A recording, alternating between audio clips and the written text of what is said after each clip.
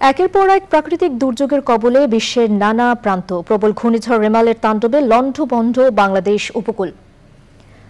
Papua new গিনিতে ভূমিধসে মাটির নিচে চাপা পড়েছেন 2000-এর বেশি মানুষ। যুক্তরাষ্ট্রে টর্নেডোয় ক্ষতিগ্রস্ত হয়েছে 5টি অঙ্গরাজ্য, মারা গেছেন অন্তত 22 জন।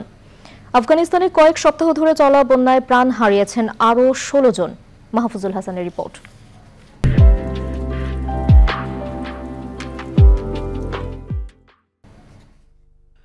প্রশান্ত মহাসাগরীয় দ্বীপদেশ পাপুয়া নিউ গিনির এঙ্গা প্রদেশে বৃহস্পতিবার রাতে ভয়াবহ ভূমিধসে ক্ষতিগ্রস্ত হয়েছে 6টিরও বেশি গ্রাম। এর মধ্যে নিশ্চিহ্ন হয়ে গেছে কাওকালাম নামের একটি গ্রাম। এখনো মাটি চাপা পড়ে আছেন 2000-এরও বেশি মানুষ।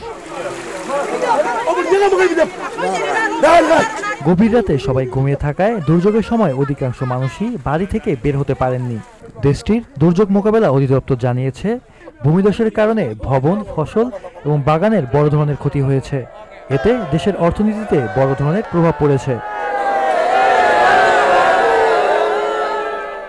শনিবার রাত থেকে রোববার সারাদিন যুক্তরাষ্ট্রের টেক্সাস, ওকলাহোমা, আরকানসাস, মিসৌরি ও কেন্টাকি অঙ্গরাজ্যের ওপর দিয়ে বয়ে গেছে অন্তত 25টি টর্নেডো।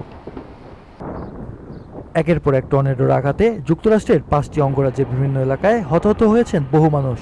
বিদ্যুৎ বিচ্ছিন্ন হয়ে পড়েছে বিস্তীর্ণ এলাকা।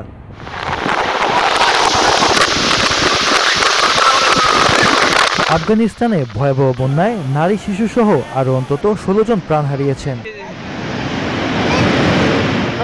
দেশটির বিভিন্ন প্রদেশে কয়েক সপ্তাহের বিধ্বংসী বন্যায় এ পর্যন্ত 300 জনের বেশি মানুষ প্রাণ হারিয়েছেন। ধ্বংস হয়েছে অসংখ্য ঘরবাড়ি, ক্ষতিগ্রস্ত হয়েছে হাজার হাজার একর জমির ফসল। Mahfuzul Hasan, channel I.